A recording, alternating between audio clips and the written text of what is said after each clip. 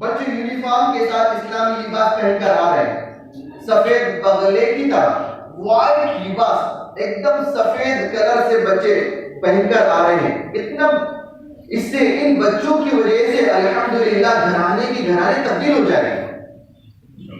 یہ بچیاں پڑھ رہی ہیں، آج چھوٹی بچی ہیں، کل کو بڑی ہو جائے گی اور یہ خاندان بن جائے گا، تو اس وقت ایک عورت کا پڑھنا، ایک لڑکی کا پڑھنا پورے خاندان کا پڑھنا، پورے خاندان کو پڑھائے گی، پورے نسلوں کو پڑھائے گی. یہ وہ تعلیم ہے، بچوں کو فیوچر بنایا جا رہا ہے، بچوں کی مستقبل کا ایک ذریعہ بنایا جا رہا ہے. تو الحمدللہ یہ تمام تر چیزیں ہو رہی ہیں. یہ آپ لوگ الحمدللہ جیسے کہ اس پروگرام کی ایک اہم مضمون یہ بھی ہے کہ والدین جوڑ. تو ہو سکتا ہے کہ بچوں کے آپ لوگ سرپرست ہیں، آپ والدین ہیں.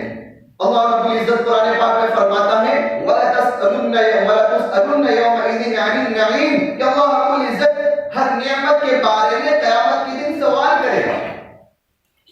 میں آپ سے بول رہا ہوں، اللہ رب العزت سوال کرے گا. آپ مجھے دیکھ رہے ہیں، آپ اللہ رب العزت اس کا سوال کرے گا. زبان ایک نعمت ہے، دیکھنا ایک نعمت ہے، ہاتھ ایک نعمت ہے، ساری کی ساری چیزیں ہیں. اسی طریقے سے بچوں کا بھی دینا یہ بھی ایک نعمت ہے. بہت سارے ایسے گھرانے ہیں جہاں اولاد نعمت نام کی چیز ہی نہیں، اولاد سے محروم ہے. دنیا بھر کے خرچے کیے جا رہے ہیں، دور دراز تک سفر کر کے وہاں اس کے تلاش کیا جا رہا ہے. اس کے باوجود بھی اولاد نہیں ہو پا رہی ہے. ابھی اولاد اگر ہم لوگوں کو ہے تو اللہ رب العزت نے ایک نعمت دیا ہم کو. اس کا سب سے بڑا فائدہ یہ ہے کہ اس نعمت کا اسی وقت آپ بھرپور استعمال کر سکتے ہیں جب اس نعمت کے جس چیز کے لیے اللہ رب العزت نے دیا ہے اس چیز کے استعمال کریں. اللہ رب العزت نے اولاد دی تو ماں باپ کے لیے ضروری ہے کہ اپنی اولاد کی اچھی پرورش کریں، ان کی دیکھ بھال کریں، ان کی تعلیم کی فکر کریں، ان کے ایجوکیشن کی فکر کریں. جس طریقے سے ماں باپ اپنے بچوں کی تعلیم کی فکر کرتے ہیں، حضرت مولانا کریم صدیقی صاحب نے اسی طریقے سے حضرت مولانا علی کے ندوی رحمت اللہ علیہ اپنی کتاب تدبیر مسلسل میں ہر پیج کے اندر، ہر ورق کے اندر یہ بات لکھتے ہیں اور اپنے بیانات میں ہمیشہ یہ کہتے ہیں کہ بھی انسانوں کو جس طریقے سے مسلمان اپنے جسم کے لیے کھانا ضروری سمجھتا ہے، اسی طریقے سے پہننے کے لیے کپڑا ضروری سمجھتا ہے، اس سے زیادہ ہے بچوں کو تعلیم دینا. اس سے زیادہ کیا ہے؟ بچوں کو تعلیم دینا. اللہ رب العزت پوچھے گا کہ ہم نے آپ کو اولاد جیسی نعمت سے نوازا تھا، آپ نے کیا کیا ہے، کس طریقے سے ان کو راستہ بتایا.